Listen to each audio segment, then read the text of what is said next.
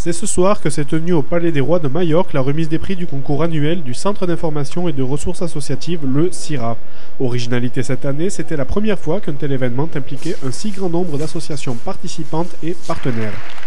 Et pour cette édition un peu spéciale, le succès ne s'est pas fait désirer. Avec plus de 100 associations qui ont joué le jeu et de très nombreux partenaires, tout le monde en est sorti gagnant, comme par exemple l'association La Fabrique à Brac, une association à vocation culturelle.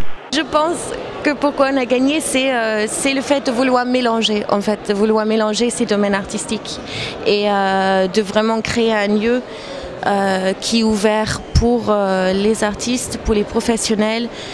Donc si c'est aussi pour les professionnels, ça va donner des stages, des ateliers pour les habitants d'Elne, de tout âge. Donc ça implique tout le monde un petit peu et tout domaine artistique. Donc c'est vraiment un projet assez ouvert et innovatif pour ici, je pense, pour ce département. Mais depuis quelque temps, l'actualité sociale influe grandement les activités des associations. Difficultés dans les quartiers sensibles et volonté d'y remédier, plusieurs vainqueurs de cette soirée sont le reflet des difficultés de notre société et du combat des associations pour changer les choses. Et donc ces ateliers, ce sont des ateliers philo qui ont lieu une fois par mois, tous les derniers vendredis. Des pauses par an où les parents sont accompagnés par une animatrice de l'éléphant vert et une psychothérapeute 2 jeudis par mois. Et des animations de rue qui ont lieu une fois par trimestre où là tous les habitants sont invités à participer. L'autre grand axe qui est ressorti de cette édition 2006, c'est une volonté d'amener les jeunes plus facilement vers le marché du travail.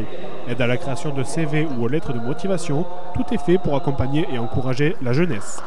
Donc on a plusieurs objectifs, donc permettre à des jeunes d'accéder à des loisirs de qualité à moindre coût, et de les impliquer aussi dans les diverses manifestations de la commune. Et là, on tend à développer justement nos compétences pour les jeunes de 16-25 ans et en mettant en place donc un projet pour les aider à leur insertion professionnelle. Bref, pour le CIRA, cette soirée est un excellent moyen de dresser un bilan du tissu associatif de Perpignan et de ses environs afin de suivre ses évolutions. Pour cet organisme devenu aujourd'hui incontournable, les enjeux ne cessent d'évoluer au rythme toujours grandissant du nombre d'associations, mais pourtant, la mission du CIRA, elle, n'a toujours pas changé pendant toutes ces années.